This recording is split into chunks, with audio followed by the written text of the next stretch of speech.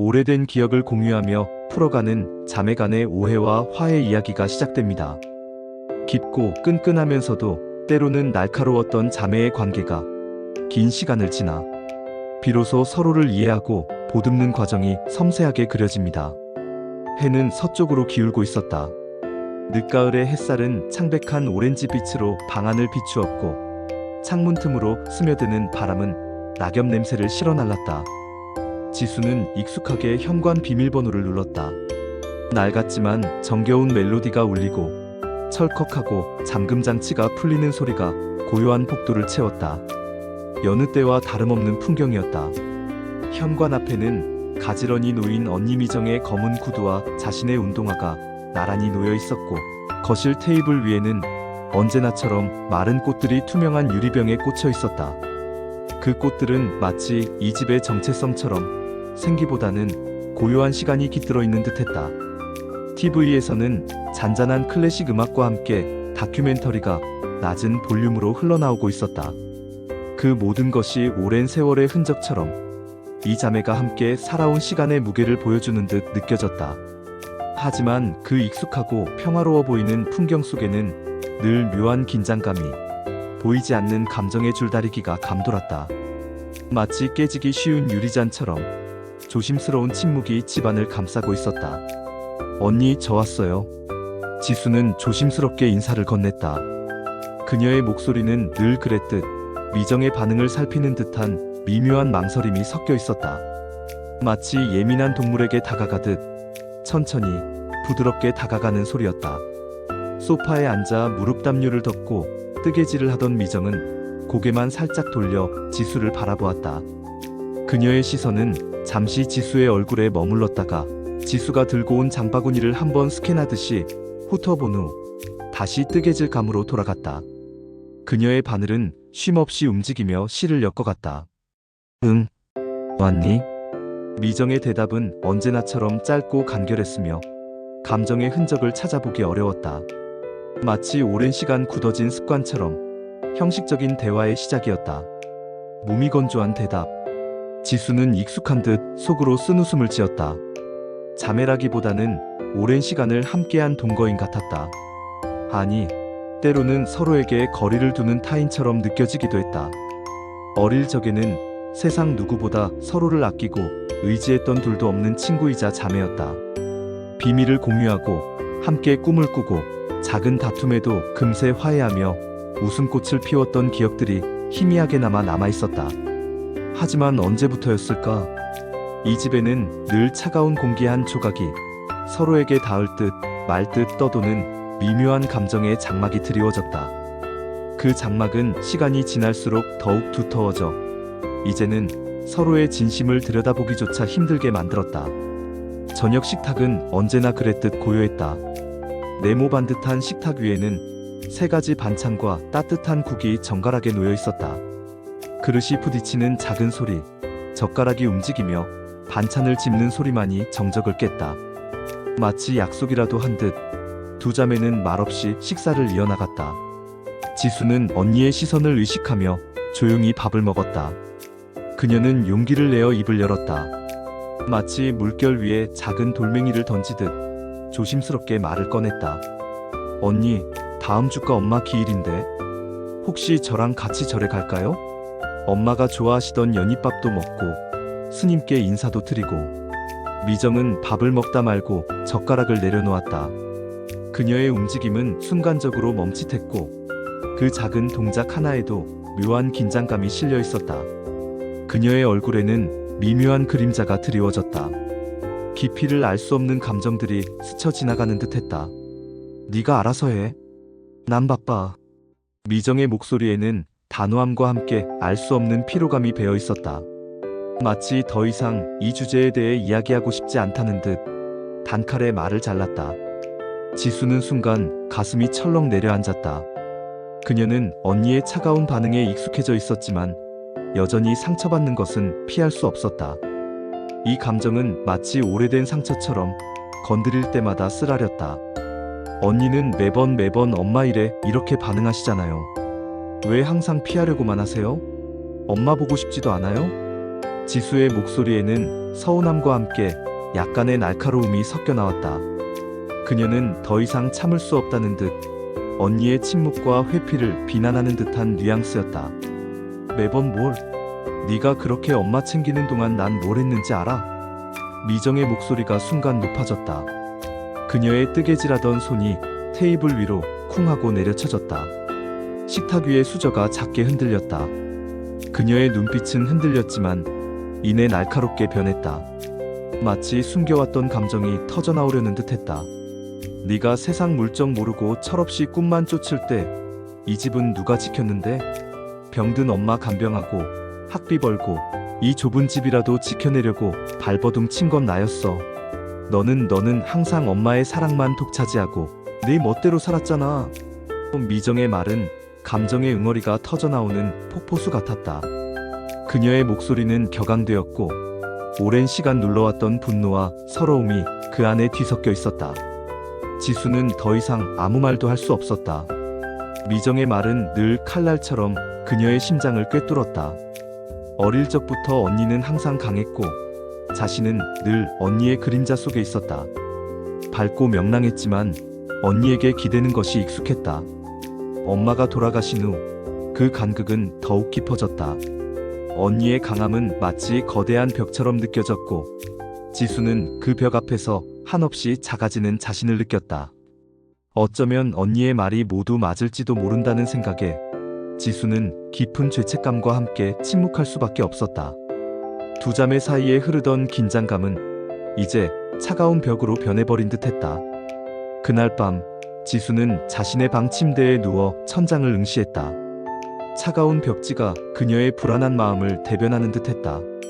창밖에서는 가을바람이 쓸쓸한 소리를 내며 불어왔다.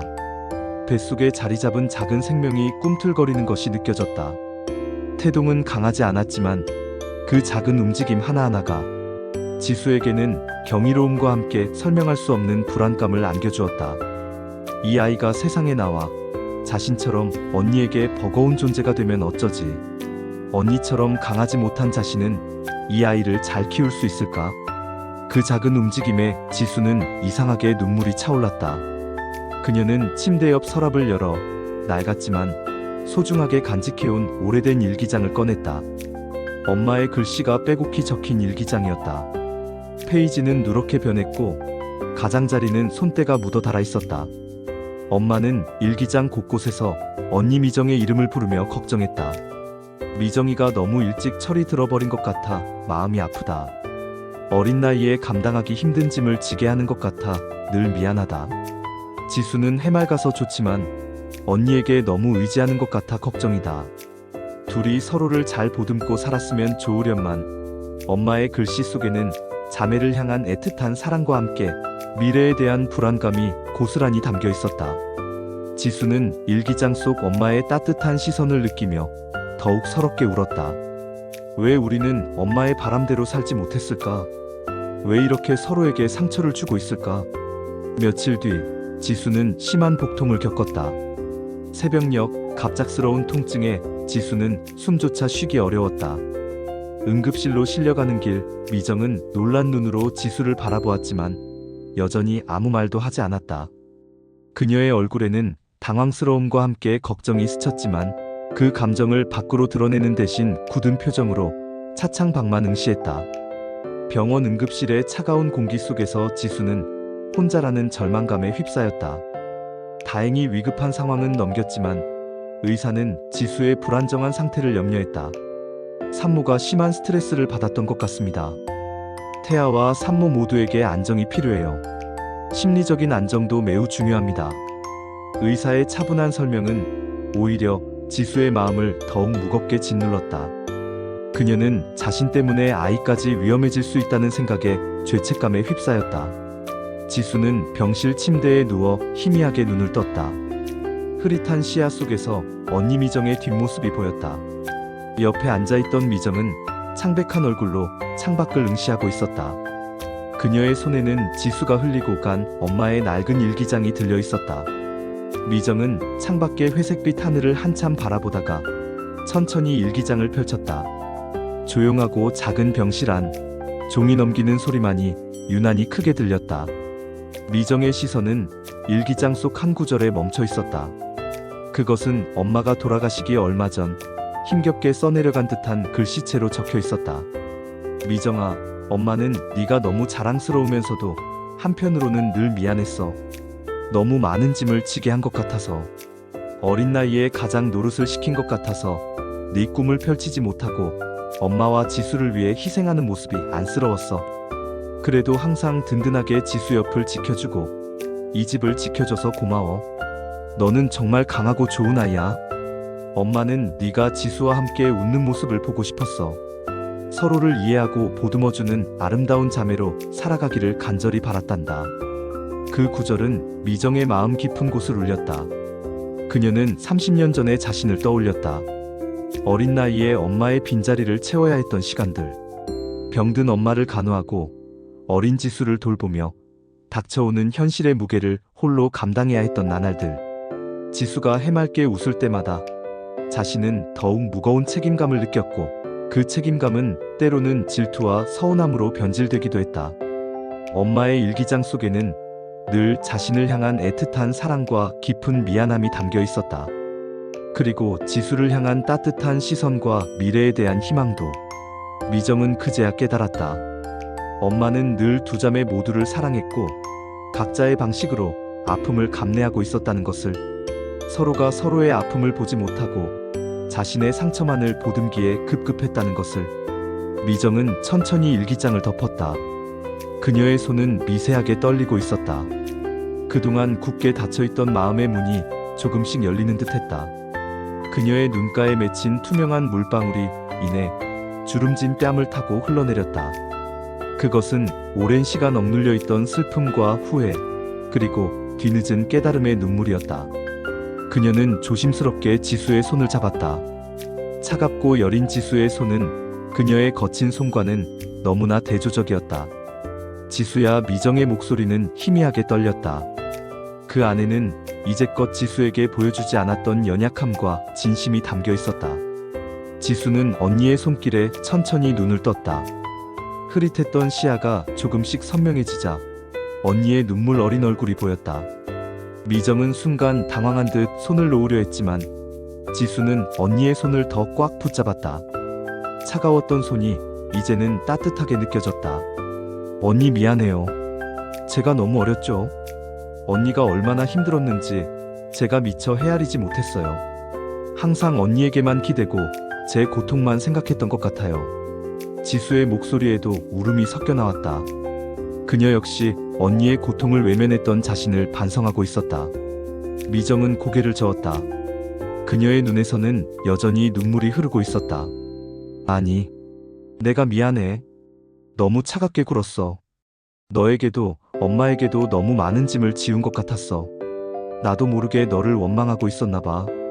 엄마의 사랑을 독차지했던 네가 부러웠고 너처럼 해맑지 못한 내가 싫었어. 어른인 척했지만 나도 많이 힘들었어. 너를 보면 엄마의 마지막 모습이 떠올라서 그래서 더 피했던 것 같아. 미정의 고백은 솔직하고 아팠다. 그녀의 말 속에는 오랜 시간 응어리졌던 상처와 후회가 고스란히 담겨 있었다. 서로의 아픔을 외면했던 시간들이 스쳐 지나갔다. 그 짧은 대화 속에서 둘은 오래된 응어리 하나를 비로소 풀어냈다. 서로에게 쌓여있던 오해와 아픔이 한 겹씩 벗겨지는 순간이었다. 엄마의 일기장이 그들의 얼어붙었던 마음을 녹이는 작은 불씨가 된 것이다. 병실의 차가운 공기 속에서도 두 자매의 손은 따뜻하게 서로를 감싸 안았다. 오랜 세월의 갈등이 한순간에 녹아내리는 듯한 기적 같은 순간이었다.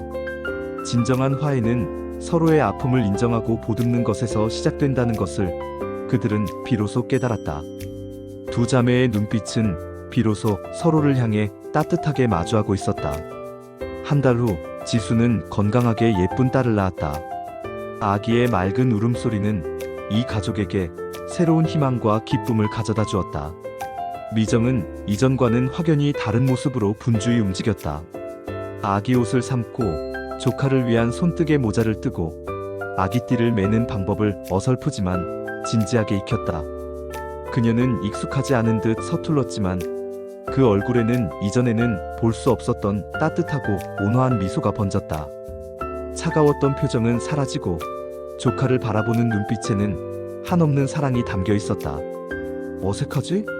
내가 이런 거 해본 적이 없어서 미정은 조카를 품에 안고 서툴게 흔들며 말했다. 아기는 언니의 어색한 품에서도 편안하게 잠들어 있었다. 그래도 노력해볼게. 너희들을 위해, 그리고 엄마를 위해서라도. 미정의 목소리에는 단단한 결심과 함께 애틋한 감정이 섞여 있었다. 그녀는 이제 더 이상 외면하지 않고 스스로 변화하려 노력하는 중이었다. 지수는 미소를 지으며 언니를 바라보았다. 예전 같았으면 상상할 수 없었던 모습이었다. 언니의 진심 어린 변화는 지수에게 큰 위로와 기쁨을 주었다. 그날 거실 한쪽에 지수가 적은 짧은 메모가 놓여 있었다. 삐뚤빼뚤한 글씨였지만 그 안에는 진심이 가득 담겨 있었다. 언니, 우리는 서로에게 너무 많은 것을 기대하고 있었던 것 같아요. 그래서 상처도 많이 주고받았죠. 하지만 이제는 알 것 같아요. 우리는 그저 서로의 옆에 있어주는 것만으로도 충분하다는 것을요. 서로의 그림자가 되어주는 것이 아니라 각자의 빛으로 서로를 밝혀주는 존재라는 것을요. 엄마가 항상 우리에게 바랐던 것처럼요. 이제는 정말 엄마의 바람대로 서로를 이해하고 사랑하는 자매로 살고 싶어요. 언니와 함께라면 그럴 수 있을 거라고 믿어요. 우리 아기가 그 시작점이 되어주었네요. 고마워요, 언니. 진심으로. 미정은 한참 그 글을 바라보다가 희미하게 미소를 지었다. 그리고 옆에 연필로 작게 덧붙였다. 그녀의 글씨체는 여전히 단정했지만 그 안에는 전보다 훨씬 더 따뜻한 온기가 느껴졌다. 천천히. 나도 그렇게 해볼게. 우리 자매, 다시 시작해보자. 이제는 더 이상 상처 주지 않고 서로를 보듬으며 엄마가 보고 싶어 했던 그 모습 그대로 아름다운 자매로 살아가자. 우리 모두에게 새로운 시작이야. 이 작은 아기가 가져다준 가장 큰 선물처럼 영원히 서로의 곁에서 함께